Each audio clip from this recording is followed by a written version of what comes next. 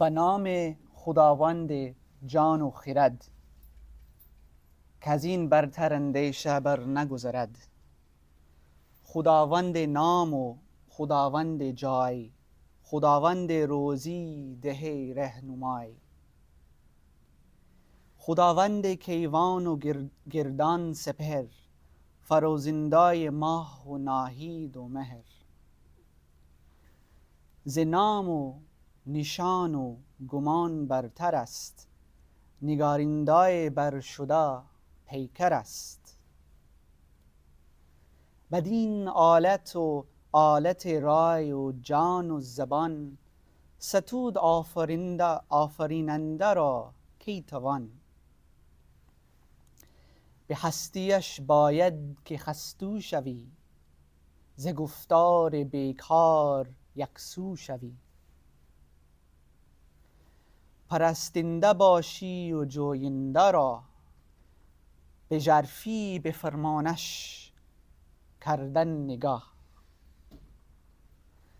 توانا بود هر که دانا بود، توانا بود هر که دانا بود. ز دانش دل پیر برنا بود، به نام خداوند جان و خرد. Thank you all for coming so much and giving your time, your evening. I know all of you have come from work and other commitments. I start with the famous hamd of Abdul Qasim Ferdowsi, who is basically more or less the first Persian poet. And he wrote this 1,000 years ago. And in Iran, when they have a literary nashist, a sitting where they discuss Rumi or Hafiz or Saadi, they always start with this poetry of Ferdowsi. And it's at the start of his epic work, Shahnama. Today we're going to talk about Gulistan, which is this epic work of Muslim literature. We will talk about Saadi, the person behind Gulistan, what exactly this text is, and then we will read some excerpts from the text. So, Abu Muhammad Musharrafuddin Muslih bin Abdullah bin Musharraf, also known as Saadi Shirazi, was born in 1210 and died in 1291, and he's considered amongst the greatest of Persian poets and writers. He was born into a family of scholars in the southern Persian city of Shiraz. He received a comprehensive education in worldly and religious sciences, including at Abbasid Baghdad's famous Nizamiya Madrasa, where Al-Ghazali was also a teacher. He was well-traveled, and he lived through the turmoil of Mongol invasions of Muslim lands and also the destruction of Baghdad. Saadi has some eulogies or elegies of the destruction of Baghdad in Arabic, for example, that are quite noted. He took his pen name, so obviously in his name you don't see Saadi anywhere. His actual name or his daily name was Muslih. He took his pen name after the ruler of southern Persia, Abu Bakr bin Saad, known for his just rule and patronage of art and culture. Saadi lived quite a long life, about 80 years, and found immense fame and recognition whilst alive, which is not very common amongst artists and poets. Saadi's writing is appreciated for its mastery of ijaz, so combining concision and eloquence, saying something beautifully with as least words as possible. And he blended compassion and cynicism and humor and wit and spirituality. He was known as Ustad-e-Sukhan, the teacher of speech, and Sheikh Saadi. His most famous works are Bostan, the orchard, written in 1257, Gulistan, the rose garden, written in 1258, and his Ghazaliyat, which is a collection of love-themed poetry. Notice I don't write love poetry, love-themed poetry, because if you know anything about our Muslim tradition, what you'll find is that our poets, through love poetry, they talked about spirituality and psychology and philosophy and politics and all manner of things. For example, Iqbal he's talking about politics, but it's in the vein of love poetry. For example, Shikwa, Jawab-e-Shikwa. So this is the Gulistan-e-Saadi, or Saadi's Rose Garden.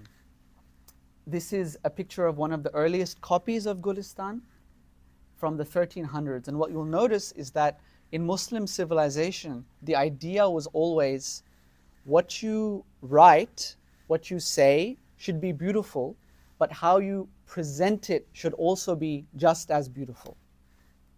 So not only is Gulistan, an artwork, the way it was presented is also an artwork. And you go to museums all around the world and you find leaflets of these kinds of manuscripts in the exhibitions. So Saadi's Gulistan, as the academic Shahab Ahmed writes, must be one of the most widely read books ever produced. Almost from the time it was written, it was the first book studied by school children in the entire Persian-speaking and reading world, from Constantinople to Bengal, from Central Asia to East Africa. Everyone read Gulistan. It was the essential part of your education, your formation.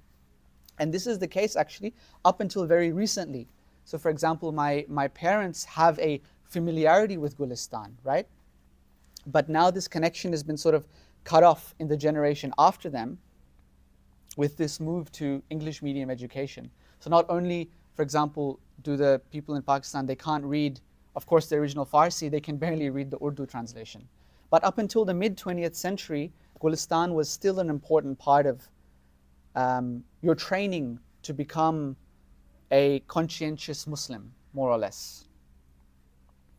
So Gulistan itself is a collection of short stories and poems and personal anecdotes and pithy sayings. Basically, Saadi pulled together the entire cultural knowledge of his time and he mixed it with his personal experiences. It's dual language, it's both in Arabic and in Farsi, because up until, again, basically the middle of the 20th century, anyone who had any kind of good education, they knew Arabic and Farsi and their local language. The whole idea of texts like Gulistan is tarbiyah, to shape and guide moral imagination. Gulistan has moral, ethical, spiritual, psychological, and political wisdom infused in it. The whole, why are we reading Gulistan 800 years after it was written? Why does Gulistan matter, right? For me, and I really believe this, if we want to become not just better Muslims, but decolonized Muslims, we have to reconnect with Muslim heritage. So there's the Quran and there's the Prophet and his life. But Muslims, for most of Islamic history, they understood the Quran and understood, masalan, the Sunnat, not necessarily from a khutbah, but from poetry, from stories. So it was presented in extremely relevant and beautiful ways. And I think part of decolonizing is re-embracing that tradition. There will be, because this is a book 800 years old, right? There will be certain attitudes and topics that we as modern people or people living today may find it more difficult to grapple with. So ideas around gender or hierarchy. So not everything per se connects directly, but part of that disconnection is also remembering that who we are, how we think today, we're also shaped by the environment around us. So it's not necessarily as Western philosophers would say, we are the most enlightened people who have ever lived, right? That's not necessarily the case. And part of going back is rediscovering wisdom that has been lost or suppressed in the name of, masalan, progress or something like that, or enlightenment. Gulistan has 8 chapters, and Saadi in his introduction, he says, as heaven has 8 levels, so too does Gulistan have 8 chapters. That's really nice. So the manners of kings, the morals of dervishes or Sufis more or less, the excellence of contentment, the advantages of silence, on love and youth, on weakness and old age, on the effects of education or tarbiyah, on rules for conduct in life. So you can already see from the chapter headings what kind of mission Saadi has, or what kind of need it fulfilled, I suppose. So we're going to start by reading some excerpts. The first excerpt is right from the beginning of Gulistan, the very first words. And when I read these with a teacher of mine, I was absolutely blown away. Saadi says, منت خدای را عز وجل که طاعتش موجب کربت است و به شکر اندرش مزید نعمت. هر نفسی که فرو می رود ممد حیات است و چون بر آید مفرح ذات. پس در هر نفسی دو نعمت موجود است و به هر نعمتی شکری واجب.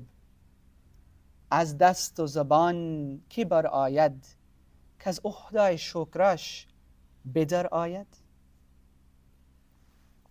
Praise be to the God of majesty and glory. Obedience to him is a cause of proximity, and gratitude results in the increase of blessing. Every inhalation of the breath prolongs life, and every exhalation of it gladdens our nature.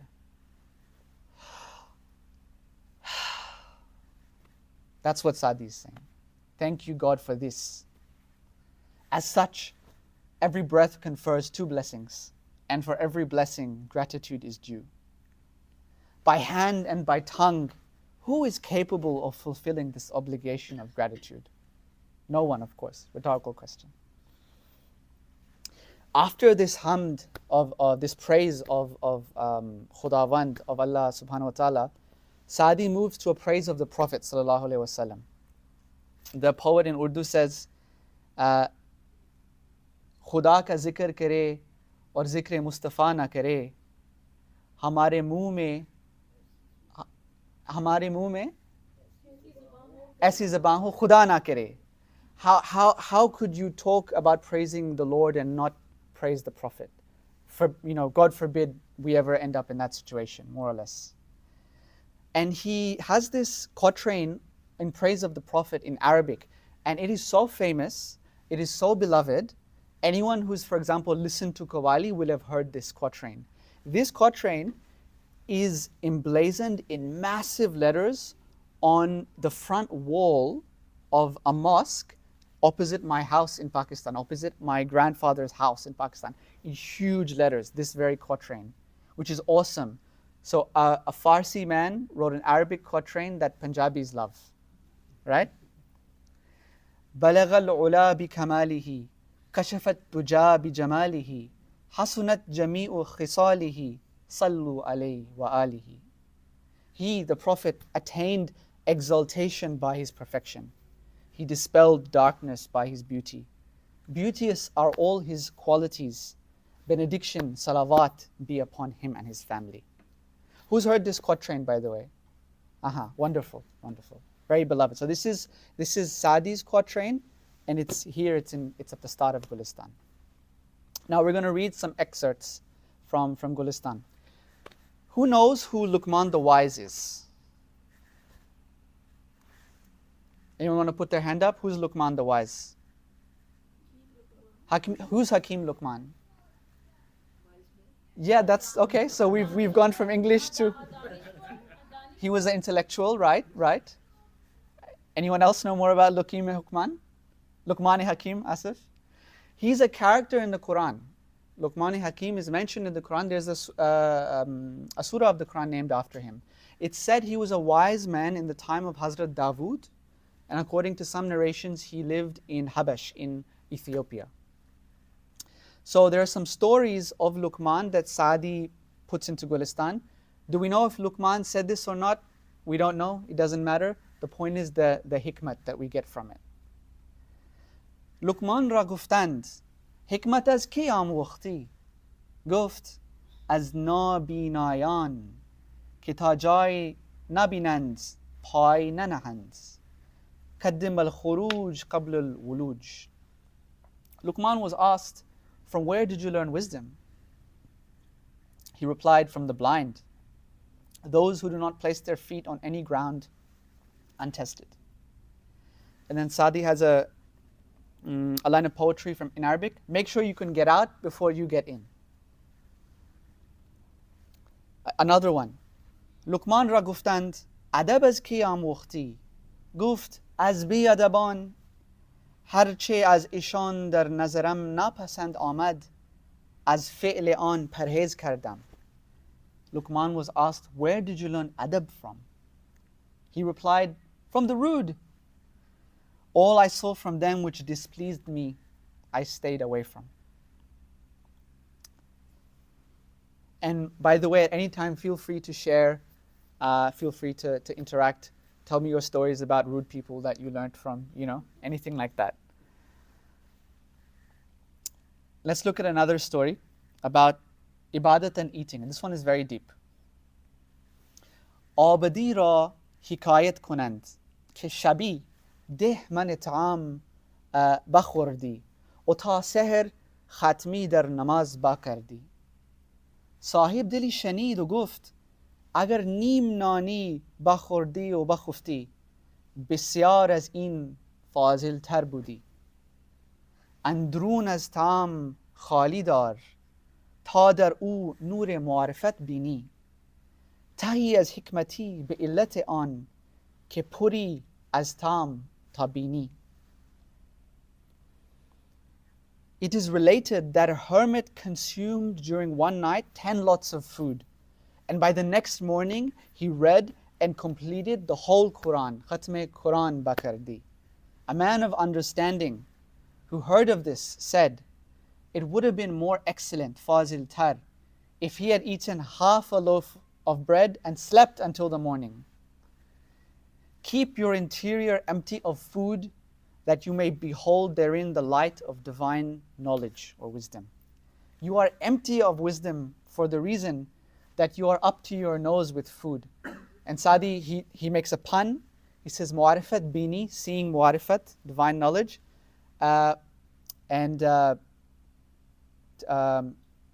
Purastam ta bini. For some reason in Farsi, bini means nose. So he made a really clever pun here that you lose when you translate it. Why does Saadi say it would have been better if he had half a loaf and slept, rather than half a loaf and then also did the khatm of the Quran? What do you guys think?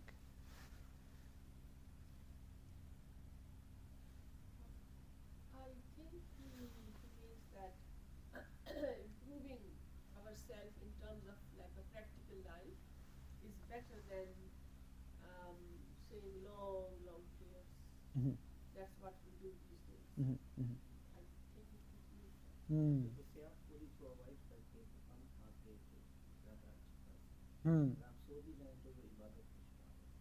Mm-hmm. Mm-hmm.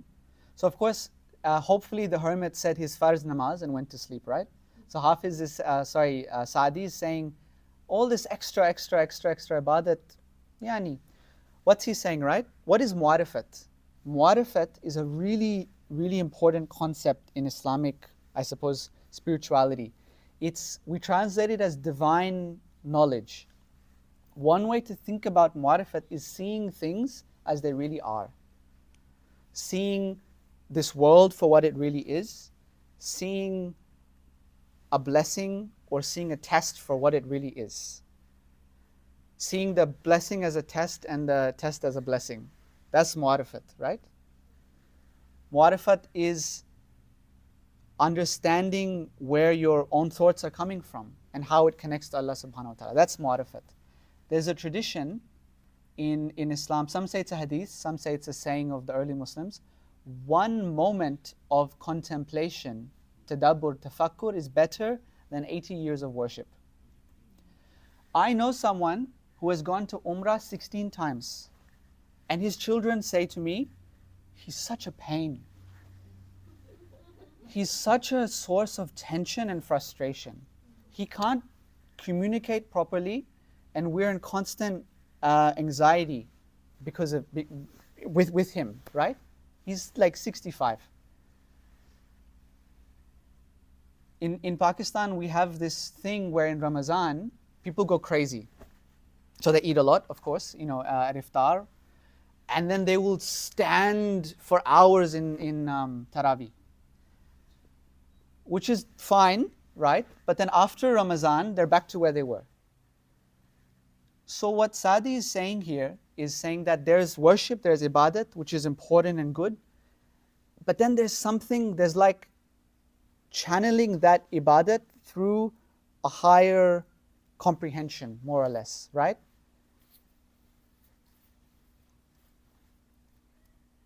If he eats this half loaf of bread and goes to sleep, and the next day he has time and energy to make the rest of his actions better, his dealings with people, his contemplation with himself. That's what ultimately we want. Worship is good, is important, is necessary, but it's meant to take us somewhere, not worship for the sake of worship. Especially extra worship, which sometimes we get crazy behind. So this is some of what Saadi is trying to say, which I very poorly explained. Any thoughts? Any comments? Yes, Bilal. I mean, what if the person who completed the Quran during the night, what if he just needed that food to give him fuel? It's like a protein shake before gym. Maybe that's my Western. Another part of what Saadi is saying is, and other, urafa, this is a principle in spirituality, and hopefully I will one day actually live it, is just eat less. The more you eat, the harder it is, the harder your heart becomes, So that's a core principle in spirituality. Even eating meat is something discouraged, which we eat twice a day, every day, right? Because it hardens the heart. Ji. What I may think about it as well, like when we're full of materialistic things, we can't think of like wisdom or of like anything good as well. So even in Western world as well, like if we are half full with materialistic things, keep ourselves for that time where we can think of knowledge and look upon like that aspect as well. So, of course, there's a hadith. Thank you. There's a hadith of the Prophet, right? Fill the stomach 1/3 food, 1/3 water, 1/3 air. So that's not even half full, that's like 30% full, because water doesn't fill you up.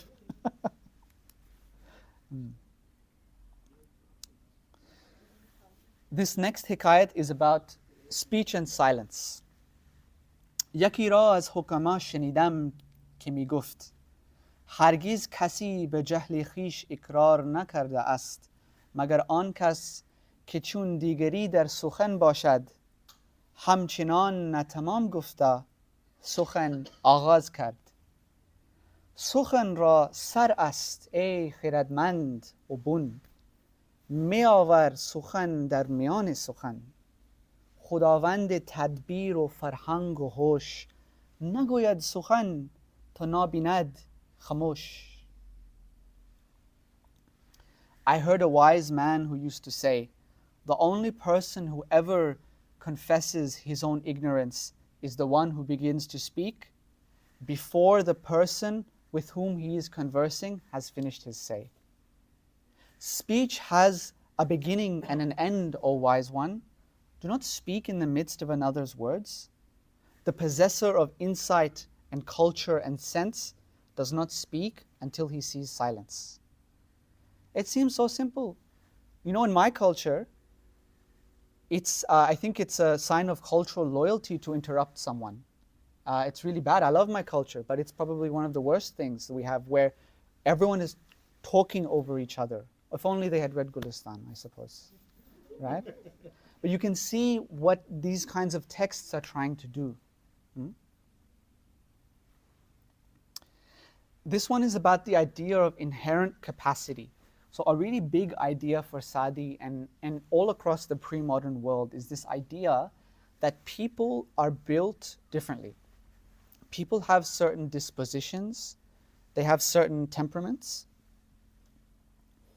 and they cannot be pushed in certain directions, right? Or you need to work with the different temperament of a person. This was an idea that it wasn't just like psychological, but it was all the way physical. This idea of the humors, for example, in Galenic medicine. So Saadi writes, یکی را از وزرا پسری کودن بود. پیش یکی از دانشمندان فرستاد که مر این را تربیتی میکن مگر که عاقل شود. روزگاری تعلیم کردش و مؤثر نبود. پیش پدرش کس فرستاد که این عاقل نمی باشد و مرا دیوانه کرد. چون بود اصل گوهری قابل، تربیت را در او اثر باشد. هیچ سیکل نیکو نداند کرد، آهنی را که بد گوهر باشد. And these next two lines are really famous. سگ به دریای هفتگانه بشویی که چون تر شد پلید تر باشد. خر عیسی گرش به مکه برند، چون بیاید هنوز خر باشد. A vizier had a stupid son, or in today's language we would say he was a bit behind, and gave him in the charge of an instructor to educate him and make him smarter. It was taught for a long time, but it was of no use.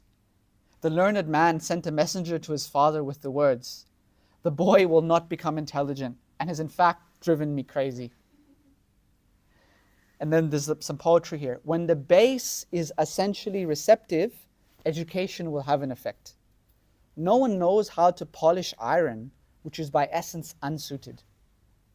Wash a dog in 7 seas and it will come out even dirtier.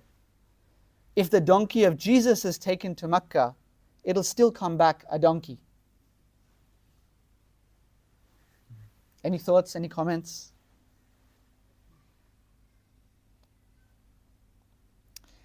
Here's another one on the fragility of old age. وقتی به جهل جوانی بانگ بر مادر زدم، دل آزرده به کنجی نشست و گریان و همی گفت، مگر خردی فراموش کردی که درشتی میکنی؟ چه خوش گفت زالی به فرزند خیش، چو دیدش پلنگ افکن و پیلتن. گر از عهد خردیت یاد آمدی، که بیچاره بودی در آغوش من.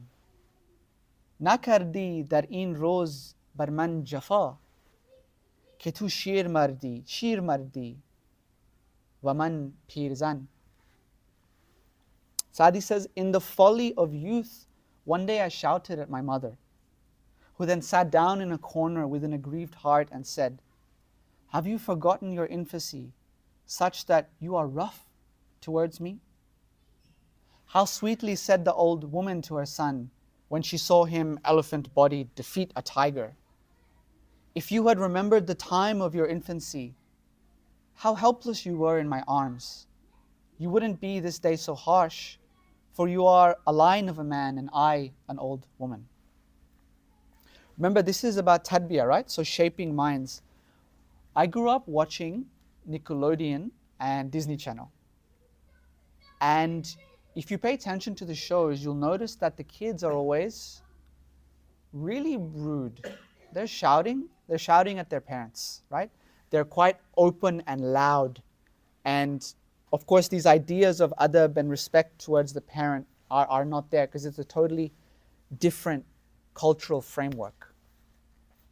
So that's one type of tarbiyah, this is another type of tarbiyah, right? This is a hikayat on contentment. This one is very famous as well. هرگز از دور زمان نانالیده بودم و روی از گردش آسمان هم نکشیده، مگر وقتی که پایم برهنه مانده بود و استطاعت پای پوشی نداشتم. به جامع کوفه در آمدم و دلتنگ، یکی را دیدم که پای نداشت. سپاس نعمت حق به جای آوردم و بر بیکفشی صبر کردم. مرغ بریان به چشم مردم سیر کمتر از برگ ترا برخوان است. و آن که را دستگاه و قوت نیست شلغم پختا مرغ بریان است. Saadi says, I never lamented about the vicissitudes, the difficulties of time, or complained about the turns of fortune, except on the occasion when I was barefooted and unable to procure shoes. But when I entered the great mosque of Kufa in Iraq with a sore heart and beheld a man without feet, I offered thanks to the bounty of God, consoled myself for my want of shoes, and recited, a roast chicken is to the sight of a satiated man, a full man, less valuable than a blade of fresh grass on the table. And to the one who has no means or power, a burnt turnip is a roasted chicken.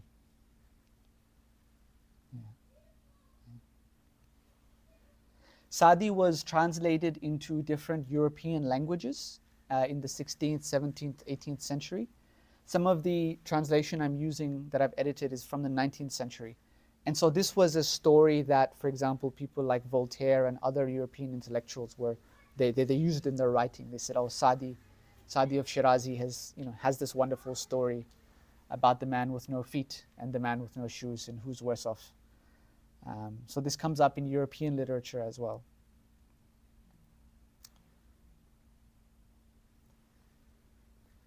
This is a story about ihsan. ناخوش آوازی به بانگ بلند قرآن همی خواند. صاحب دلی بر او بگذاشت. گفت تو را مشاهره چند است؟ گفت هیچ. گفت پس این زحمت خود چندین چرا همی دهی؟ گفت از بحر خدا میخوانم. گفت از بحر خدا مخوان. گر تو قرآن بر این نمط خوانی ببری رونق مسلمانی. A fellow with a disagreeable voice, with a bad voice, happened to be reading the Quran when a man of understanding passed near and asked how much he made a month for reciting.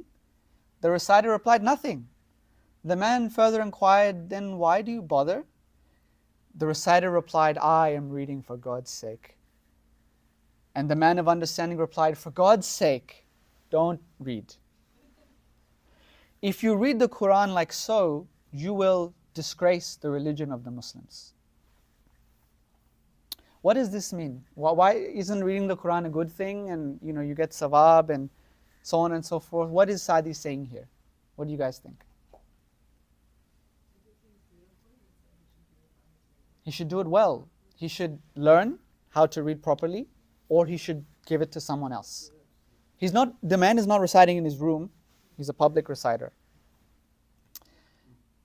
And ihsan is a really important spiritual concept, right? Ihsan is literally, linguistically, it means to give beauty, which is interesting, to give beauty. So to do something beautifully or to beautify something. That's what ihsan means. And it should be in everything we do, right? In how we write. For example, look at how beautiful that edition of Gulistan was. How we speak. We should speak well. We shouldn't swear. We shouldn't have coarse language. We should do our business in the best way possible. We should, in our trading, in our teaching, everything. We should embody ihsan. The Quran says again and again, Inna Allaha yuhibbul muhsinin, right? God loves the people of ihsan. This is the second last story. This one is on maturity. This one is also quite deep. It's a bit long, so bear with me. طفل بودم. I was a child. طفل بودم که بزرگی را پرسیدم از بلوغ. That I asked an elder about maturity. گفت در مستور آمده است که 3 نشان دارد. یکی از 15 سالگی، دیگر احتلام و سوم بر آمدن موی پیش. اما در حقیقت یک نشان و بس. یک نشان دارد و بس. که آن را بند رضای حق جل و علا بیش از آن باشی که در بند حظ نفس خویش. و هر آن که در او این صفت موجود نیست، به نزد محققان بالغ نشمارندش. Some poetry here. به صورت آدمی شد قطره آب، که 40 روزش قرار اندر رحم ماند. وگر 40 سال را عقل و ادب نیست، به حقیقتش نشاید آدمی خواند. جوان مردی و لطف است آدمیت، همین نقش هیولانی مپندار. هنر باید که صورت میتوان کرد، به ایوانها در از شنگرف و زنگار. چون انسان را نباشد فضل و احسان، چه فرق از آدمی تا نقش دیوار. به دست آوردن دنیا هنر نیست، یکی را گر توانی دل به دست آر. When I was a child, I asked an elder about maturity. He replied, "It is recorded in the books that there are 3 signs. First, the age of 15 years. Secondly, sexual maturity. And thirdly, sprouting of a beard. But in reality, there is only one sign, and that is to be in bondage more to the pleasure of God than to one's own personal enjoyment. Whoever does not have this quality is not reckoned as mature by the wise." In form, a drop of water became a human being after 40 days in the womb. If in 40 years this drop has not attained reason and decorum, in truth it shouldn't be called human. Humanity is chivalry and kindness. Don't think that it's only in the physical form. Virtue is necessary because whilst the form may be painted upon holes in all colors of all sorts, yet if a man does not possess excellence and goodness, what is the difference between him and a picture on the wall? So people come in all shapes and sizes and colors, personalities, like paintings on a wall. But what separates us from inanimate objects? What separates us from animals is we have chivalry and kindness. And if you don't have these things, you are either a piece of scenery or an obstacle in someone's life, or a source of tension, or a source of harm, right? Acquiring the world is no virtue. Capturing the world that's not a virtue. Capture someone's affection if you can. Win someone's heart.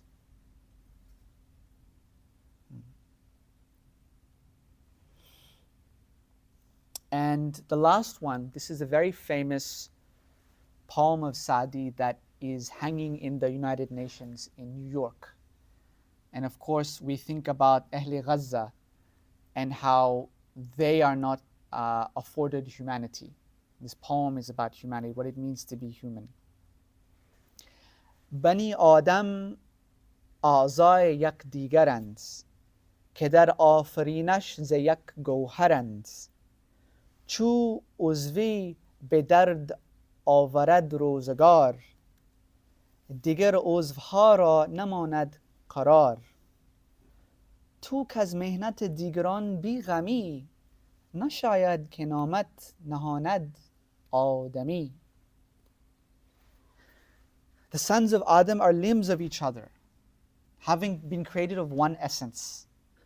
When calamity affects one limb, the other limbs cannot remain at rest.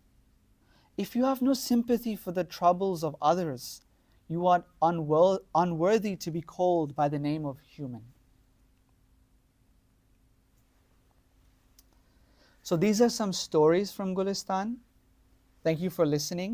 If you're interested in reading Gulistan, there are a couple of English translations that are available. So Richard Burton's 19th century translation, available online. It has more like old, nice, grand language. Wheeler Thaxton's 2008 translation, which is also good, because Thaxton is a professor of Farsi, so he curates it well. But actually, both Burton and Thaxton, because they're not Muslims, they miss things in their translation. So when I was, putting this together, there were some things that, for me, didn't sit well. For example, they say nemat. Nemat for them is benefit. But when you're a Muslim, you know nemat is something far more metaphysical, right? Blessing, something else. So maybe Umar Ali Shah's translation is better. I haven't read it, but because he has a Muslim name, I'm hoping he has the cultural background. And if you speak Urdu, then you can easily get copies of Gulistan via Rekhta, or you can buy it from Sange-Mil publishers online. And it's quite pleasant to read, enjoyable to read. Most of them are short stories, and you are reading something that generations and generations and generations of Muslims imbibed. As I finish up, I'll talk a bit about Ihya. So I have a teaching service, I suppose, called Ihya.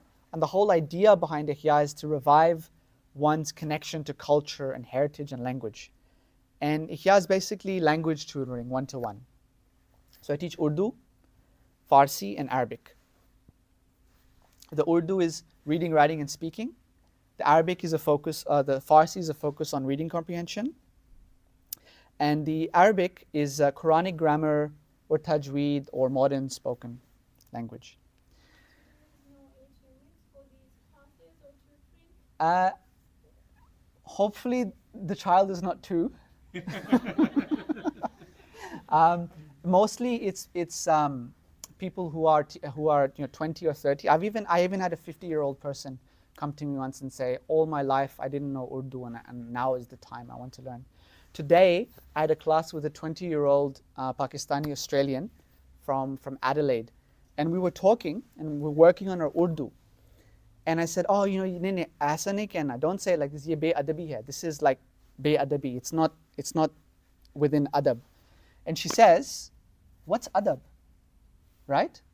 So adab is such a huge concept in Muslim psychology, but because she's grown up here and she's gone to, of course, Western schools or Australian schools or whatever, everything she watches and sees and learns is coming from the West. How is she going to know what adab is until someone tells her?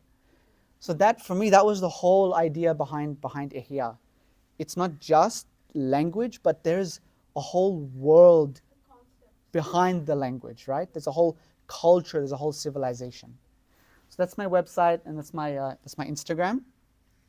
And inshallah, in 2 weeks, we'll have another lecture on Maulana Rumi and his famous text Masnavi.